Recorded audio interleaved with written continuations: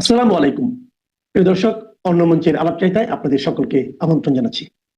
সাম্প্রতিক বিশ্বে যে ঘটনাবলী ঘটছে তার থেকে ভারত কি কিছু সিদ্ধান্ত নিচ্ছে বা ভারত কি কিছু শিখছে, প্রশ্নটা হলো সেখানে। আজকে আমাদের কাগজে একটা খবর বেরিয়েছে। খবরটা হচ্ছে এইটা,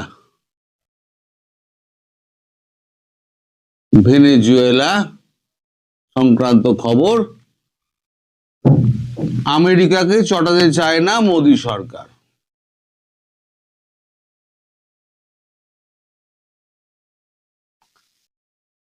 এখন খবরে যেটা লেখা হচ্ছে, ভেনেজুয়েলায় বামপন্থী প্রেসিডেন্ট নিকোলাস মাদুরো মোরোস ও তার স্ত্রী সিলিয়া ফ্লোরেন্সকে আমেরিকা বন্দী করার পরে ব্রিক্স গোষ্ঠীতে ভারতের সহযোগীরা নিন্দায় মুখর। গোটা ঘটনাক্রমে নিন্দা না করা বা আমেরিকার নামোচ্চারণ না করে শুধুমাত্র উদ্বেগ প্রকাশ করায় ভারতের অবস্থান নিয়ে ঘরোয়া রাজনীতিতে যথেষ্ট বিতর্ক হয়েছে, যেটা আমি আপনাদের বলছিলাম। এই পরিস্থিতিতে নয়াদিল্লির ভাষ্য, যা করা হচ্ছে জাতীয় স্বার্থের কথা মাথায় রেখেই করা হচ্ছে। মনে করা হচ্ছে দক্ষিণ আমেরিকার এক রাজনৈতিক পালাবদল হচ্ছে, যার সুযোগ ভবিষ্যতে ভারতও নিতে পারে। যার সুযোগটা কি ভারত নেবে? ওই আমেরিকা, ল্যাটিন আমেরিকায় কি হচ্ছে না হচ্ছে তাতে আমাদের কি যায় আসে? আমাদের তো কোনো সম্পর্ক নেই। তাহলে ভারত আগ বাড়িয়ে এই ব্যাপারে কথা বলতে যাবে কেন? কথা বলেনি ভারত। কারণ যদি কোনো যোগাযোগই না থাকে তাহলে কথা বলবে কেন? এখন সেটা নিয়েও যথারীতি আমাদের দেশে তো সব সব সব কিছুতেই বিতর্ক। যা করবেন, ভালো করলেও বিতর্ক, খারাপ করলেও বিতর্ক। ওই যদি যাও জঙ্গি হানা গিয়ে দিয়ে পাকিস্তানে যদি প্লেন গিয়ে মেরে আসে, গুড়িয়ে আসে নূর খান এয়ারবেস, তাহলে বলবে ছবি দেখাও। গতবার সার্জিক্যাল স্ট্রাইকে বলেছিল ছবি দেখাও, তো ছবি তোলেনি। এবারে নূর খান এয়ারবেসে যখন হয়েছে তখন সমস্ত ছবিগুলো তুলে রেখে দিয়েছিল এবং প্রেস কনফারেন্স করে দেখিয়ে দিয়েছে। যখন ভারত আক্রমণ করলো পাকিস্তানকে, একদম সেনাবাহিনীর মুখপাত্র বসে বলে দিলেন যে এই এই এই হয়েছে, এই হচ্ছে স্লাইড, আর কোনো কথা নেই। সবকিছুতে আমাদের প্রমাণ দিতে হবে, আমাদের যত জাতীয় দলগুলো রয়েছে বিরোধী, তাদেরকে প্রমাণ করার দায়িত্ব হচ্ছে ভারতবর্ষের সরকারের। কিন্তু সুবিধা নেবে হচ্ছে এই সুবিধাবাদী বিরোধী দলগুলো। আর যদি কিছু অঘটন ঘটে তখন সব আঙুল হচ্ছে সরকারের দিকে। যাই হোক, সরকার কেন লিখলো যে সুবিধা হতে পারে? আমাদের পাকিস্তান এবং বাংলাদেশ, পাকিস্তান পূর্ব এবং পাকিস্তান পশ্চিম, বাংলাদেশ তো আর আমরা বলি না, আমার মুখ দিয়ে মাঝে মাঝে বেরিয়ে যায়, সকলেই বলে পূর্ব পাকিস্তান। তো এইখানেতে এখন যা পরিস্থিতি, হিন্দু নির্যাতন যেভাবে বাড়ছে, খুনের পর খুন হয়ে যাচ্ছে, নির্যাতনের পর নির্যাতন হচ্ছে, একের পর এক খুন হচ্ছে, তো এখন সেই অবস্থায় ভারত তো একটা সিদ্ধান্ত নেবে। আমি বহুদিন ধরেই আপনাদের বলে আসছি ভারত একটা সিদ্ধান্ত নেবে। এখন এই যে সুযোগের কথা বলা হলো না, এখানে পরিষ্কার বলা হলো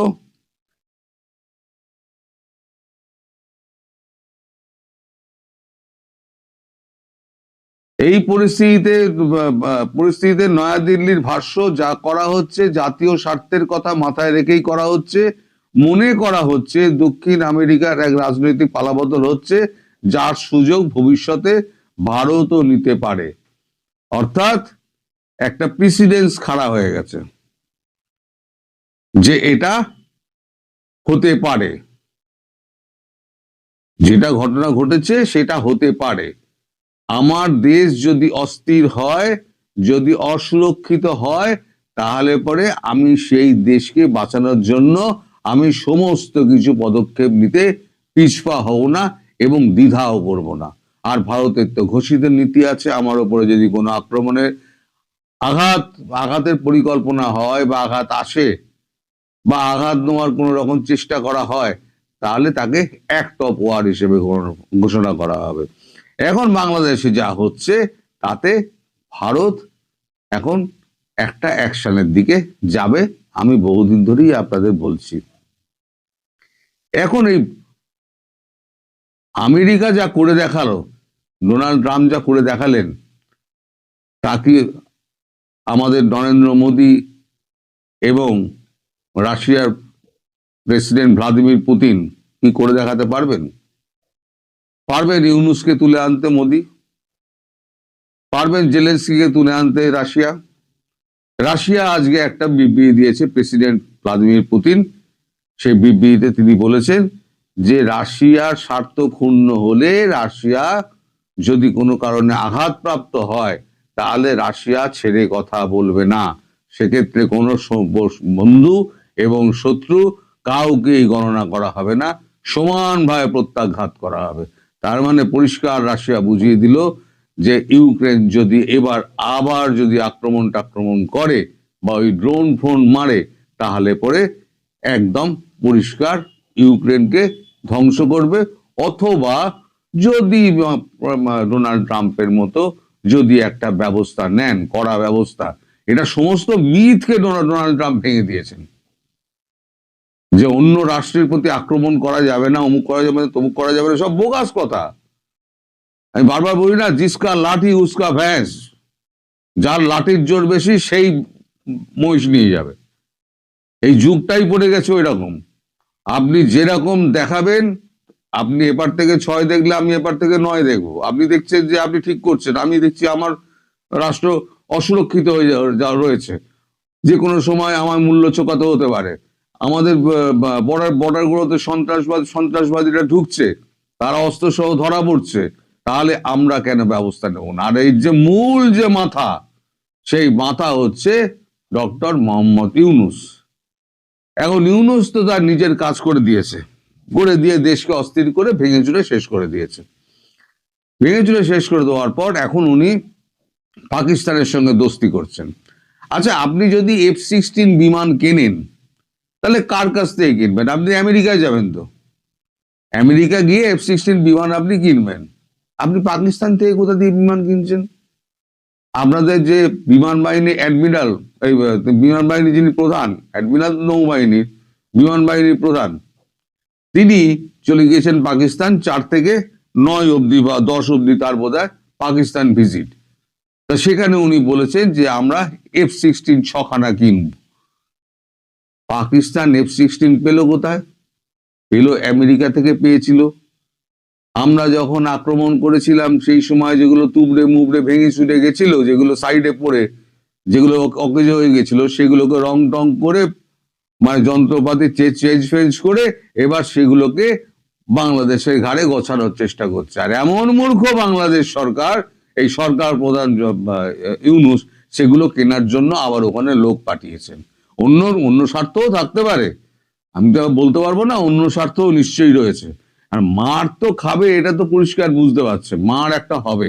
এখন সেই মারটা কতটা হতে পারে এবং কি ব্যাপারে কি খবরাখবর পাকিস্তানের কাছে আছে, সেই সব খবর টবর উনি সম্ভবত নিতে গেছেন। তা এখন ইউনুসের যা অবস্থা, ইউনুস আমি বলেছিলাম আপনাকে খুব ভয়ে ভয়ে আছে, যমুনা একে বলছে থাকতে, ওকে বলছে থাকতে। গতকাল পরশু থেকে উনি যমুনায় থাকছেন না। উনি থাকছেন কোথায়? উনি থাকছেন যেখানে আপনার দূতাবাসগুলো রয়েছে, সেই দূতাবাসগুলো যে অঞ্চলে, সেইখানে একটা সুরক্ষিত ভবনে তিনি রাত্রি যাপন করছেন। এবং গতকালকেও উনি ওখান থেকেই সমস্ত কাজকর্ম সেরেছেন, আজকেও উনি ওখান থেকেই কাজকর্ম সারবেন। তারপরে যমুনা আসবেন কিনা সেটা আমি জানি না। ফলে ভয় এবং আতঙ্ক ওনাকে কিন্তু ঘিরে ধরছে।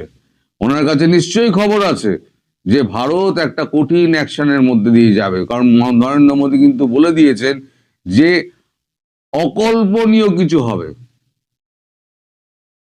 অকল্পনীয় রাস্তা কিন্তু দেখিয়ে দিয়েছেন একজন রাস্তা অকল্পনীয় কি হতে পারে দেখিয়ে দিয়েছেন, একদম সাকসেসফুলি নেভি সিল করে দেখিয়ে দিয়েছে। অকল্পনীয় আমরাও করতে পারি। শেখ হাসিনাকে যেমন তুলে আনতে পেরেছি, ইউনুসকেও তুলে আনতে পারবো। চাপ দিয়ে হোক, জোর খাটিয়ে হোক, আমরা ইউনুসকে তুলে আনতে পারবো, যদি আমরা মনে করি। ইউনুস হয়তো সেই ভয় পাচ্ছেন, আর যদি ভয় পেয়ে আপনি কোথায় লুকোবেন, কোন বাংকারে লুকোবেন? বাংকারে লুকোলে তো আপনার ওখানে তো ব্রহ্মস যাবে। আর যদি বাইরে থাকেন সোজা চ্যাংদোলা করে নিয়ে চলে আসবে কমান্ডোরা। বাবা আপনি আপনার এখানে এখানে আমাদের বিচার হবে, যেমন আমাদের ইউএপিএ তে আমাদের বিচার হয় সেইভাবে বিচার হবে। কারণ আপনি ভারতবর্ষের ওপরে সন্ত্রাসবাদী আক্রমণের ছক করেছেন, আপনি হলেন মাস্টার মাইন্ড। তার কিন্তু ভিডিও ফুটেজ রয়েছে, আপনি যেটা ক্লিনটনের সভায় গিয়ে আপনি বলেছেন আপনারা মেটিকুলাসলি ডিজাইনের মাধ্যমে সরকার পরিবর্তন করে যে সরকার যাকে যেভাবে ক্ষমতা নিয়েছেন, তারপর জেহাদি গোষ্ঠীকে জেল থেকে ছেড়ে দিয়েছেন, দেশকে অস্থির করে দিয়েছেন, সব জ্বালিয়ে পুড়িয়ে দিয়েছেন। এখন সমস্ত মারপিট দাঙ্গা হাঙ্গামা করে একেবারে অর্থনীতির 12টা বাজিয়ে দেশ রসাতলে করে দিয়েছেন। এটা একটা দেশের প্রতি অত্যন্ত অবিচার, দেশের মানুষের প্রতি অবিচার, দেশের প্রতি অবিচার, এবং পার্শ্ববর্তী রাষ্ট্রগুলোর উপরে এর ভীষণ রকম প্রভাব পড়ছে। ফলে আপনি বিচারের কাঠগড়ায় দাঁড়াবেন, হয়তো বাংলাদেশে দাঁড়াবেন অথবা ভারতে দাঁড়াবেন, কাঠগড়ায় তো আপনাকে দাঁড়াতেই হবে। এবার শুধু আপনি সময় গুনুন, পালিয়ে আপনি বাঁচতে পারবেন না। আমি বলেছি না, পালিয়ে ইউনূস আপনি বাঁচতে পারবেন না। এখন দেখার যে মোদি ওনাকে তুলে আনতে পারে কিনা, সেটাই আমার দেখার বিষয়। সবাই ভালো থাকবেন। নির্বাচন হবে কি হবে না, এই অনিশ্চয়তা যেমন আছে, তেমন নির্বাচন কি আওয়ামী লীগকে বাদ দিয়ে হবে নাকি ইনক্লুসিভ হবে, সেই আলোচনা এবং সেটা নিয়ে পদ্মার অন্তরালে কিন্তু এখনো অনেক কাজ চলছে। সুতরাং এই মুহূর্তে নিশ্চিত করে কিছু বলা যাচ্ছে না।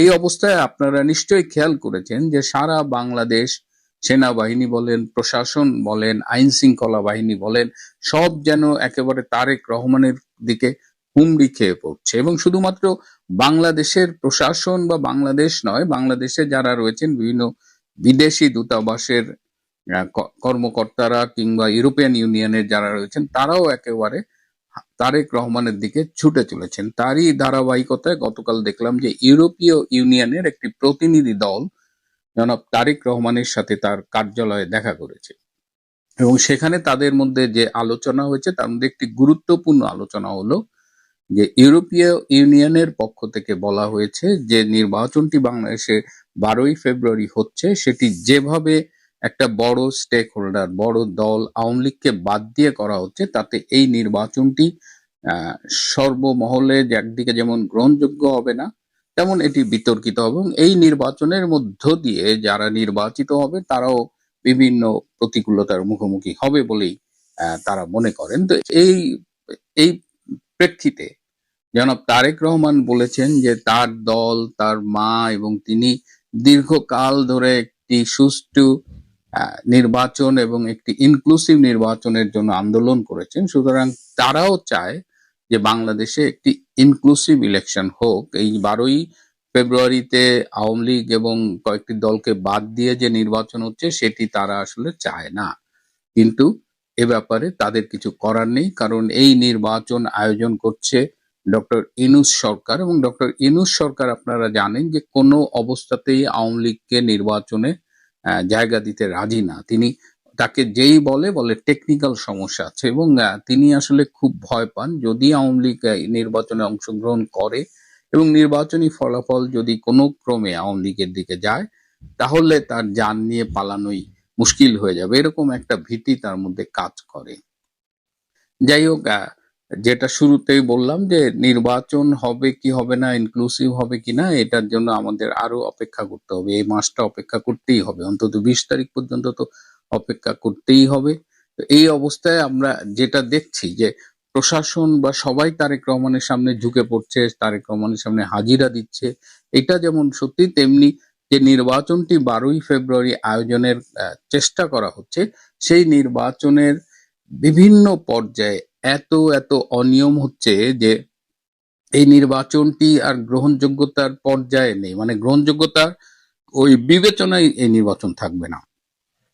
বিএনপির 30 জন প্রার্থী ঋণ খেলাপি, অথচ এই ঋণ খেলাপির জন্য কারো মনোনয়ন বাতিল হয়নি একদম, মানে আপনারা, অথচ জাতীয় পার্টির একের পর এক প্রার্থীর মনোনয়ন বাতিল হচ্ছে। একজন প্রার্থীর নাকি 2 মাসের কি একটা ইলেকট্রিক বিল নাকি বাকি, তার মনোনয়ন বাতিল করে দিয়েছে।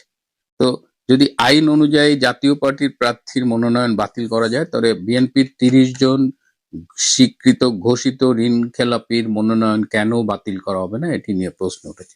আরো সমস্যা হলো যে বিএনপির অনেক ক্যান্ডিডেটই দ্বৈত নাগরিকত্বের অধিকারী। তো বাংলাদেশের সংবিধানের 66 ধারার 2 গ অনুচ্ছেদে খুব স্পষ্ট করে বলা আছে যে দ্বৈত নাগরিকত্বের অধিকারী যারা তারা এমপি ইলেকশন করতে পারবে না।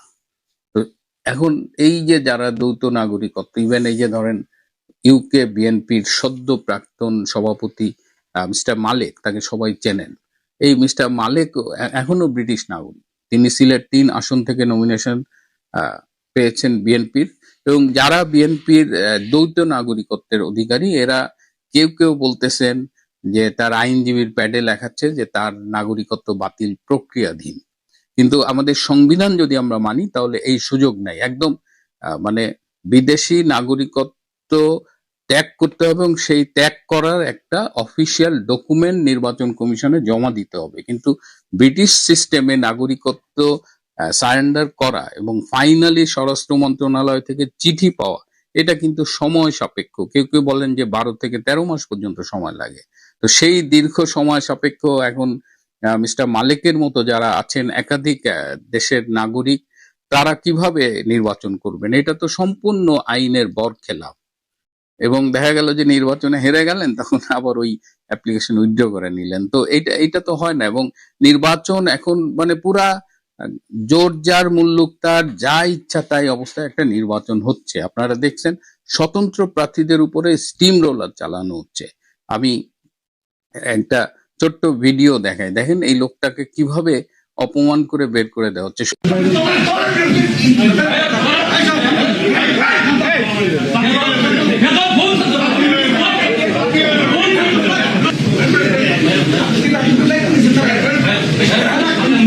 শুধু এটা না, আমার সাথে বেশ কিছু স্বতন্ত্র প্রার্থীর যোগাযোগ হয়েছে, তারাই আমার সাথে যোগাযোগ করেছেন।